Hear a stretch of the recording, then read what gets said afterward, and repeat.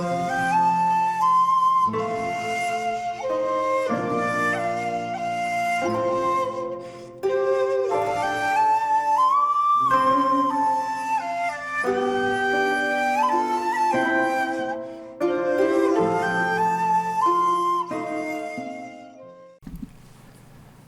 there, this is Solitude Ronan from Solitude Ronan Films, and welcome to another episode of Favourite 25 Genre Films. And today we're talking about horror films. Now, I'm not a huge horror fan.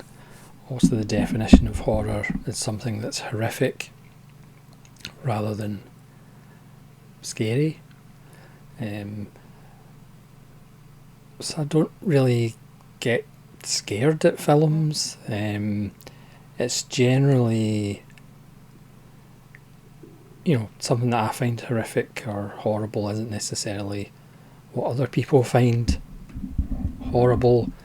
So films about people meeting and deciding to spend the rest of their lives together and having children, to me, is absolutely horrific. But strangely enough, those kind of films don't appear on horror lists.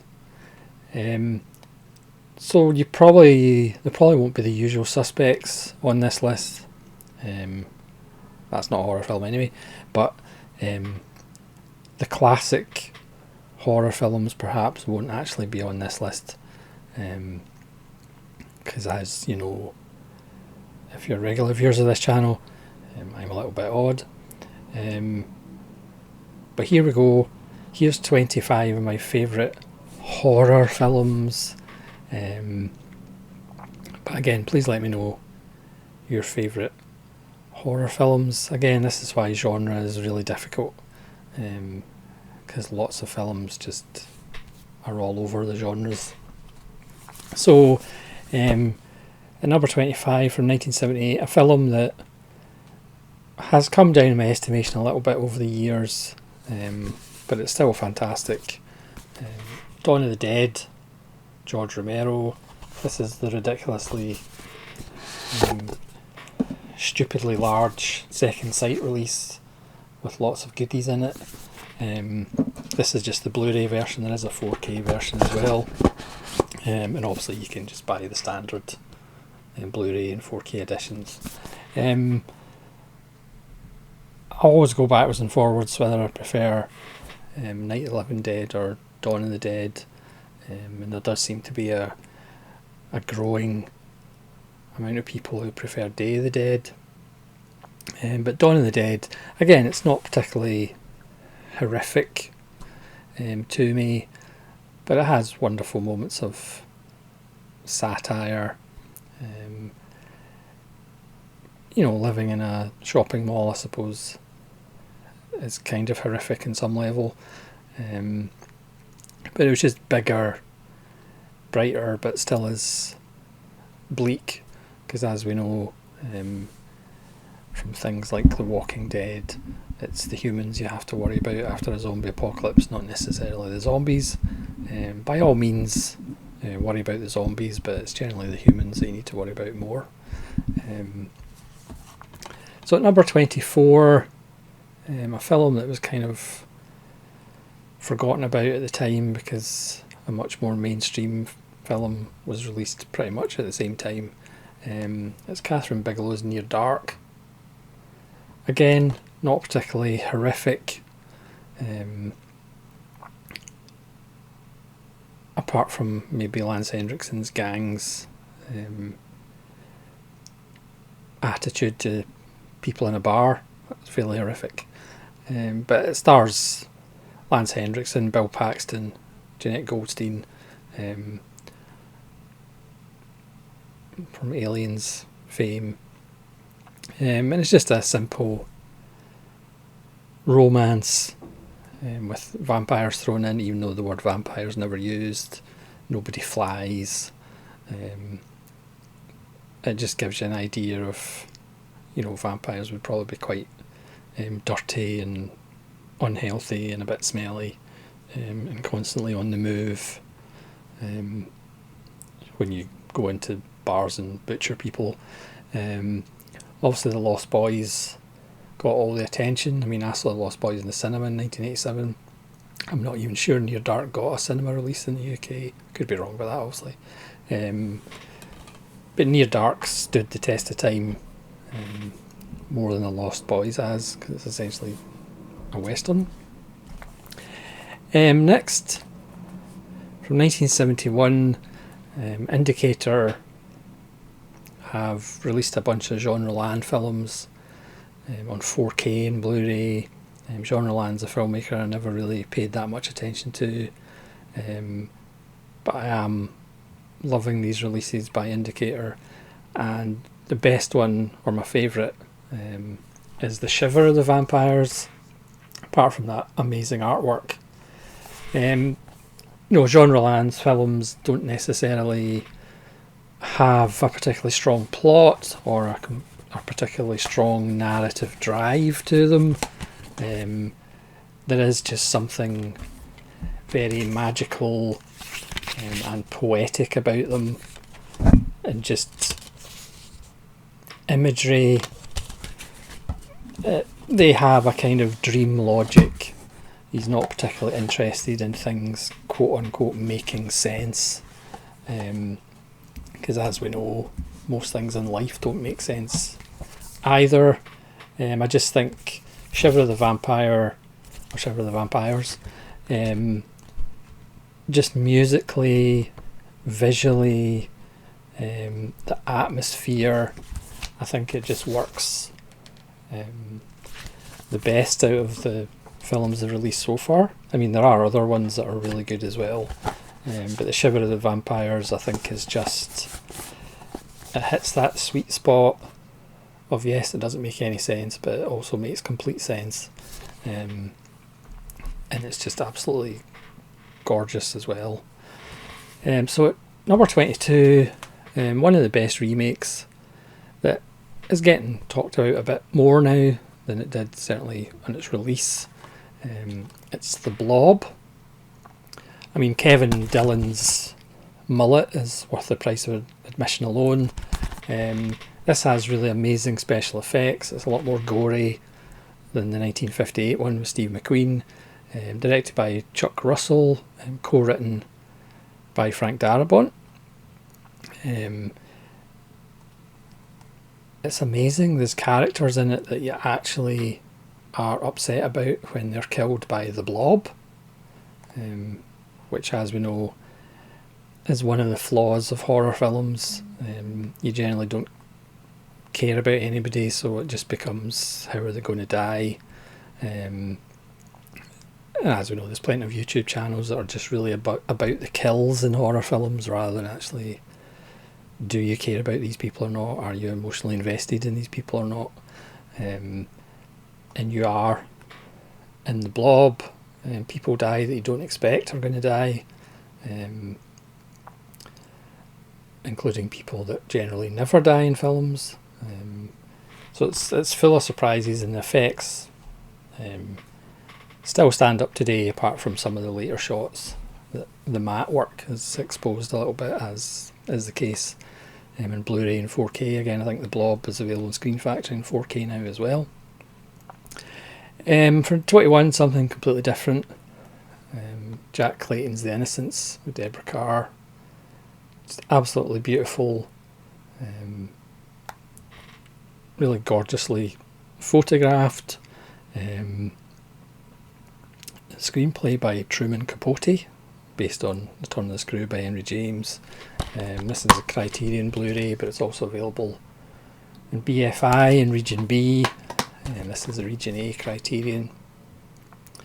A thoroughly adult film, even though it's two little children suggesting adult things, which makes it even more slightly off-putting.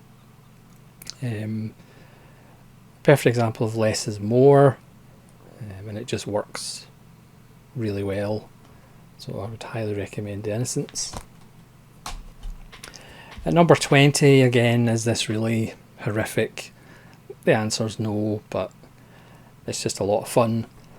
It's Mr. Vampire, of course. I didn't even realise there was that many sequels, but Eureka released Mr. Vampire and the sequels as well, which are actually a lot of fun. This is a Nova Media, this is multi-region. Again, it's one of those films that I saw, I think it was Channel 4 at Christmas, that was showing a lot of these Hong Kong quote-unquote horror films, and just fell in love with it. And that's probably 30 years ago, or 30, probably longer than that. Just good-natured fun with hopping undead. It's just so much fun. Is it horrific? Not really, as most of the films in this aren't. Number 19 is Premature Burial, directed by Roger Corman. This is the Corman Poe-esque films that didn't star Vincent Price. It's Ray Milland, but I think Ray Milland actually works better because he's always got that creepy, paranoid expression, as if he's about to be found out for doing something bad. And he plays a man who is paranoid about being buried alive and builds this tomb to himself that's got all these gadgets in it. It's just so much fun. This is the Kino Lorber Region A. I've always loved this film. I've always had a soft spot for it, and always will have. Number 18, according to this list, this is my second favourite Hammer film. It's Dr. Jekyll and Sister Hyde, which is just a wonderful 70s take on the familiar story. Martin Beswick plays the Sister Hyde, who, after Ralph Bates takes his bubbling potion, as all these characters do in this story, he becomes a woman. It's kind of naughty, but also kind of brilliant, and I could watch it all day. It's maybe a bit of a stretch. This was part of a German Blu-ray box set of Hammer films, which is very, very good. Obviously you can get them individually in the Studio Canal line. But Dr. Jekyll and Sister Hyde is objectively a great film. Perhaps not, but I've always loved it. At 17, one of the director's favourite films, and you could make the argument despite more famous films, this is actually his best one. It's Romero again, and it's Martin. This is the long-awaited 4K from Second Sight, but it was worth the wait. They didn't polish it up too much because it still has that grimy grindhouse feel.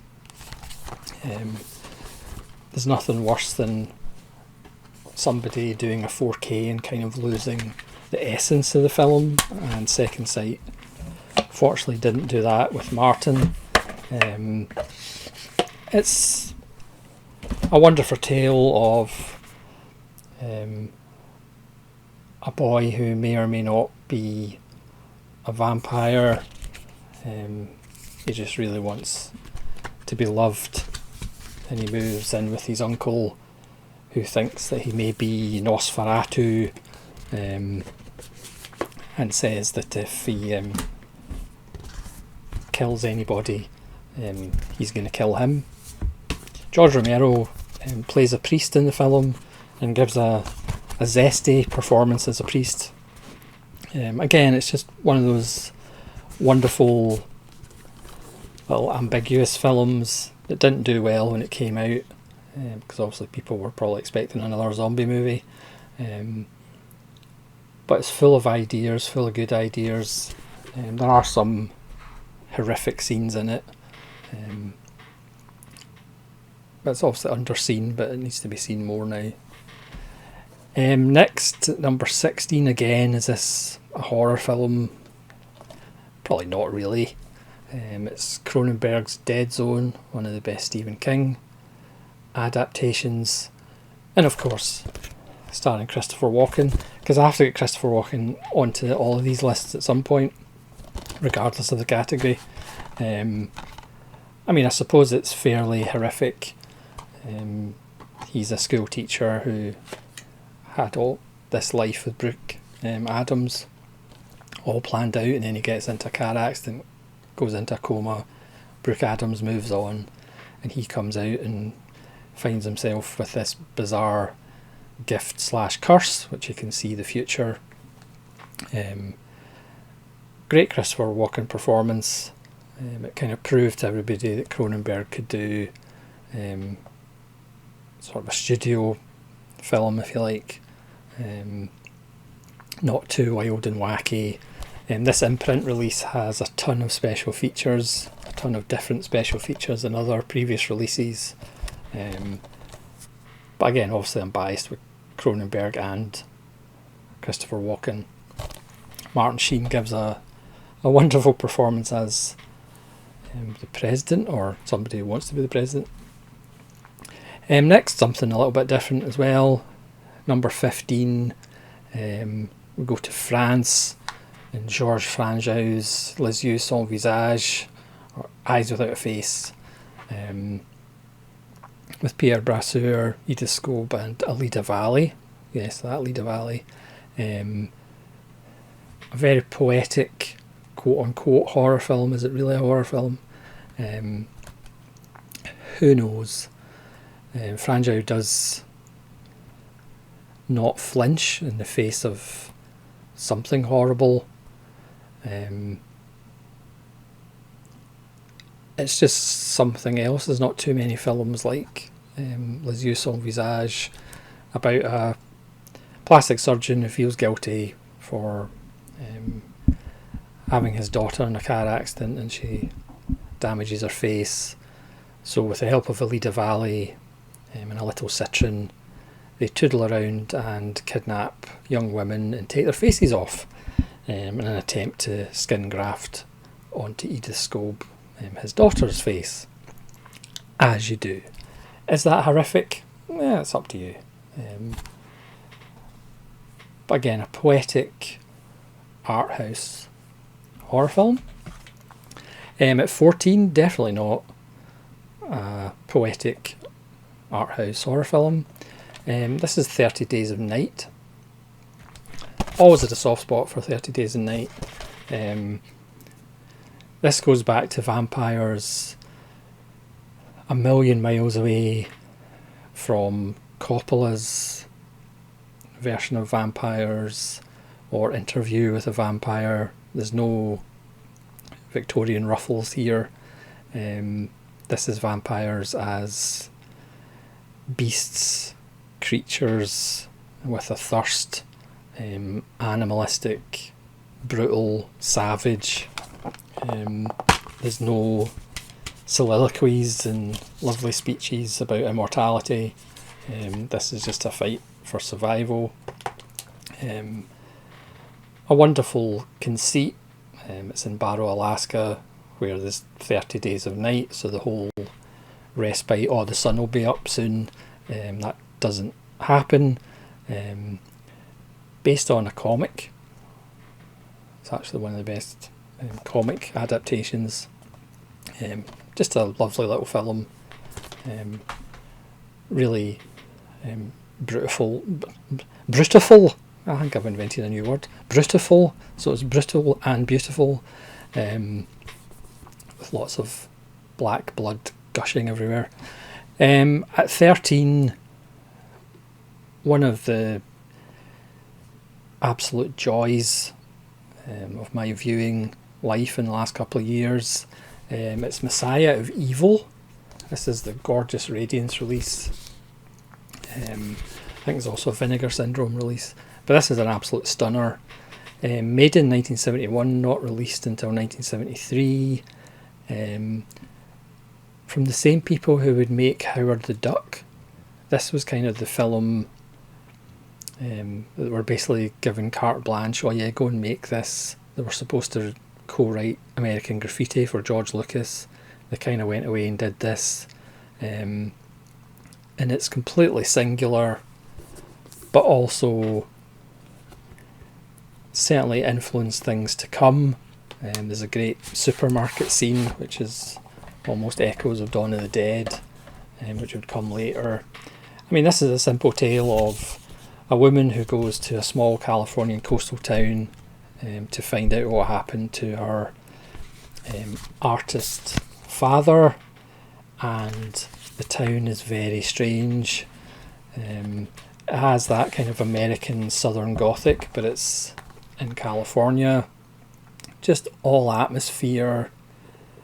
Again, it's like a dream. Nothing really makes narrative sense. Amazing imagery. It just blew me away the first time I saw it. Again, it shouldn't work, but it does, and it works in such a stunning way. And again, Radiance have been knocking it out of the park. If you see their Halloween releases that are coming in October, I mean, it almost blew my socks off. I almost had to take a half day from work because the releases in October are just so stunning. Messiah of Evil, if you've never seen it, as I had never seen it, it's just phenomenal. At 12, I'm cheating and putting in 2 films here. I don't have the other one as a single release, it's in a box set, but it's both Nosferatus. You could make the argument, as important as the F.W. Murnau one is, Herzog's Nosferatu the Vampire is actually the better film, with Bruno Ganz and Klaus Kinski, Isabelle Adjani. I mean, that film just gets better and better every time I see it, and it started pretty high in my estimations. You can't underplay the importance of Nosferatu, but at 95 minutes it could actually be 85 minutes, but don't tell anybody. Still wonderful images and kind of template, but if you haven't seen the Herzog version, it's one of those remakes that is possibly superior to the original, no matter how important and influential the original was. At number 11, again, another film that's not horrific in any level, but it's Christopher Walken again, in The Prophecy.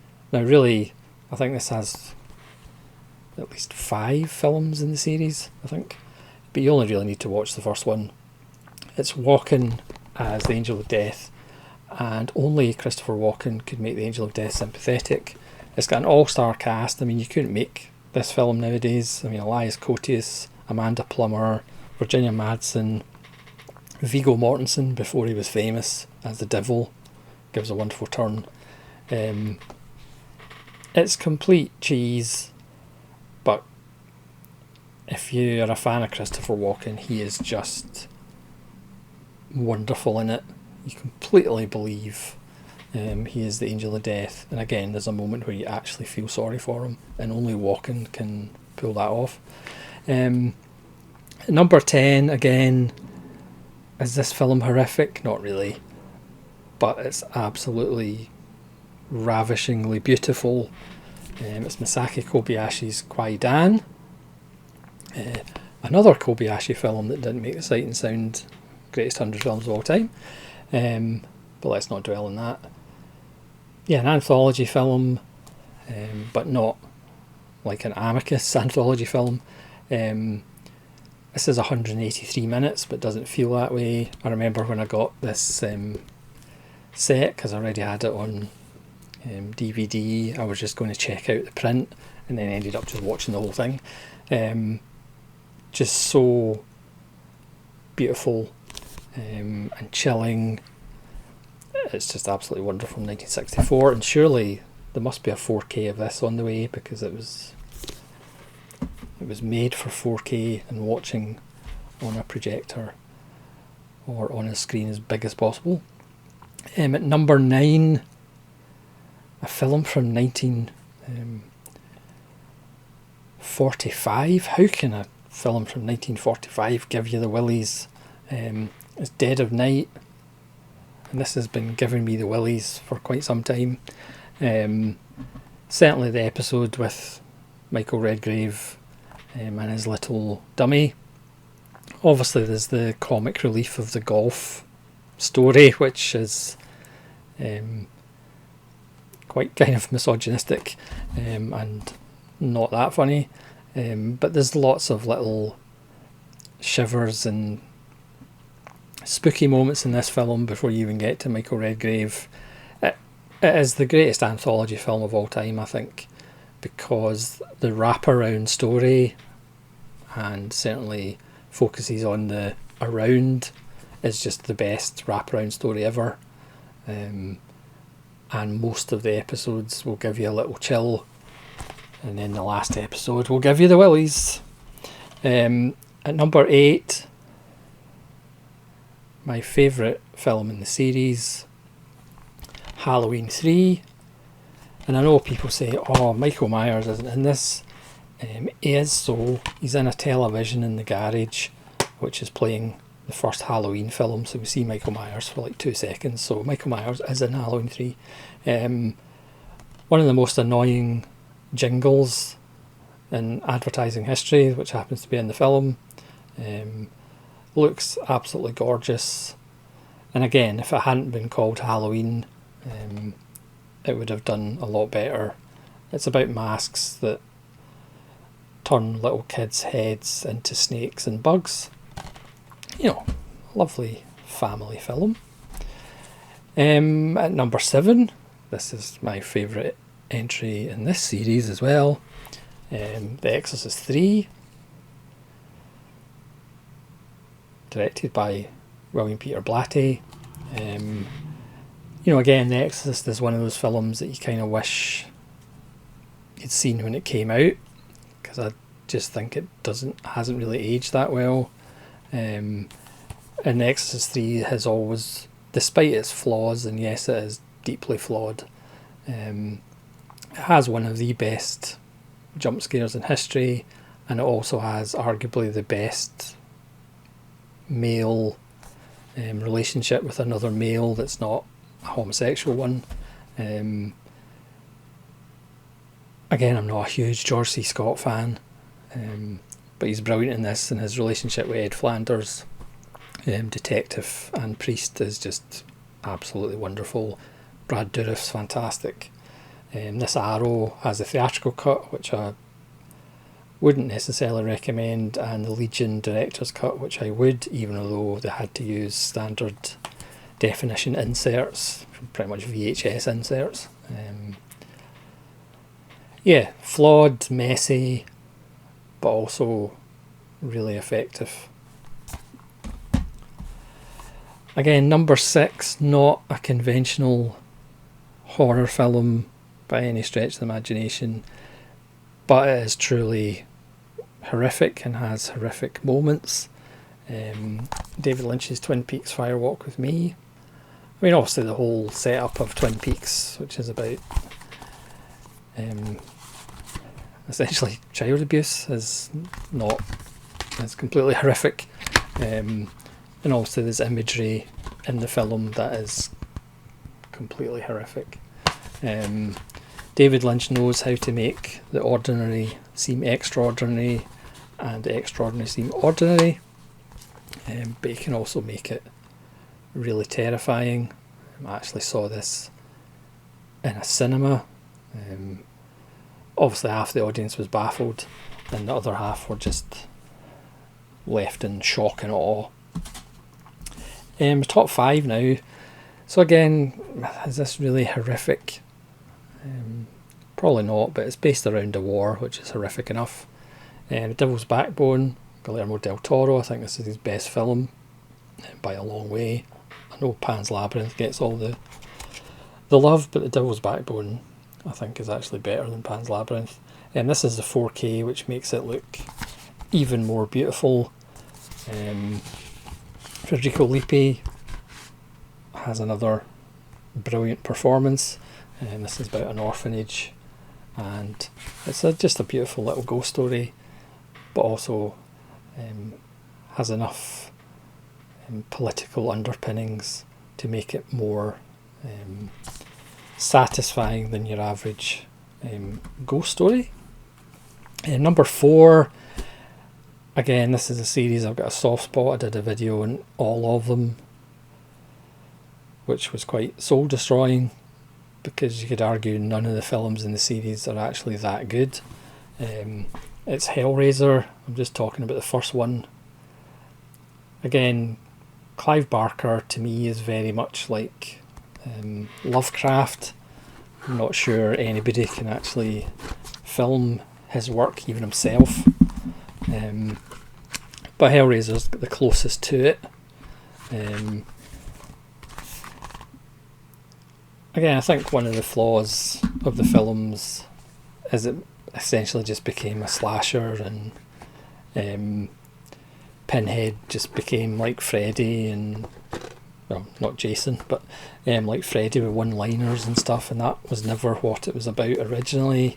It was about pain and pleasure, and really the series never kind of delved into the pleasure side of sadomasochism. That obviously focused on the pain, and again it just became like slashers. Some of the entries in the series weren't even Hellraiser scripts, they were something else, and then they just added on a little bit of Pinhead. So it's not as if I would recommend you watch all 11 or 12, however many there are. But the first one, again, Pinhead wasn't even called Pinhead in the first one. The Cenobites were actually only in it for like 10 minutes or 12 minutes. There's still, despite being made in 1987, there's still something icky about certainly the first couple before they moved the production to South Carolina or North Carolina, and it became just like a by the number slasher films. Again, they've never really got the ideas from the short story into film. It would be great if somebody could do the Scarlet Gospels, which is the last Pinhead book, an actual novel, but again it's kind of unfilmable, so it would probably come across botched, and they'd have to get rid of so much stuff. That's when Pinhead actually goes to hell, literally, and tries to take it over. But yeah, the first one's still a little bit uncomfortable, even if it never really captures Barker's vision completely. Number 3, again, is this horrific? Not really, but it's my favourite Hammer. It's The Devil Rides Out. Christopher Lee is the hero, even though he's not that likeable, as he tries to save a young friend from Satanists, led by Charles Gray, and a just wonderful performance. More of Charles Gray in a second. Just so much fun. Paul Eddington, dear Paul Eddington, appears in it as well. It's a nice surprise. Yeah, always had a soft spot for The Devil Rides Out. Again, not the best Hammer film, certainly, but again, this is favourites, not the best.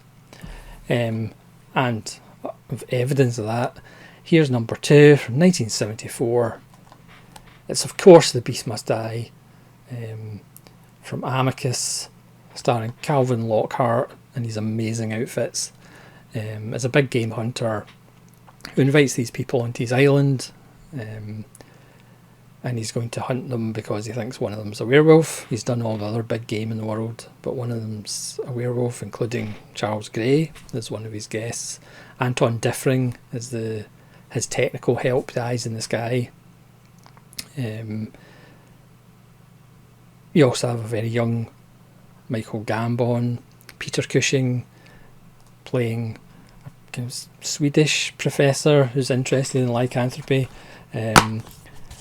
It's got lovely surprises, and it's also got, the film stops and you get 30 seconds to guess who the werewolf is.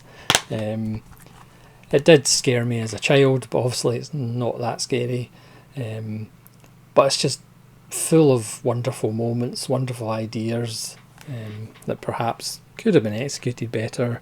It does have one big hairy flaw, but It's so much fun, and the score is just fantastic. And as I say, Calvin Lockhart's attitude and his outfits are just fantastic. Yeah, The Beast Must Die. It's just absolute gold. Now again, this is the problem with making genre lists. This film didn't make my science fiction list, which I've yet to actually produce. Well, I've made it, but I haven't done the video. Because there's not really that much science in it. I guess it's kind of more a horror. It is, of course, The Thing. The only John Carpenter film on the list. Because as I said, Halloween 3 is my favourite Halloween film. Yeah, I don't really need to say much about The Thing. Again, is it horrific? I suppose some of the autopsy scenes and some of the things that go on in the dog are horrific, but I've seen it so many times. I can't actually remember my reaction to seeing it the first time I saw it. It is one of those films I wish I could go back and see it for the first time. Yeah, again, it's just a classic of dealing with multiple actors, the framing of multiple actors, the pacing is wonderful. It takes its time, but it also never lets up. And again, it's got one of the best endings of all time. Yes, they did shoot another ending, and thank goodness they didn't use it, because the ambiguity at the end just adds to its kind of mythic status. Again, a disaster when it came out as far as the box office, because everybody loved E.T. But again, who talks about E.T.? Who talks about E.T. nowadays as being a great film? And most people think The Thing is not bad. So thanks very much for watching my sort of favourite sort of horror films. Again, I'm not a big horror film aficionado, because quite frankly a lot of them aren't horrific and a lot of them aren't very good, with paper thin plots and paper thin characters. But again, everybody has a different view of what's horrific to them. Obviously a film with spiders for somebody that's arachnophobic probably is horrific. And certainly a film with spider, scorpion, snake, shark hybrids is probably going to be horrific to people who don't like scorpion, snake, spider, shark hybrids. So thanks very much for watching. Please let me know some of your favourite horror films, in inverted commas. Do you like all the big classics, or do you prefer something a little smaller budget and more intense? So thanks very much for watching. This is Solitary Ronin from Solitary Ronin Films, saying farewell.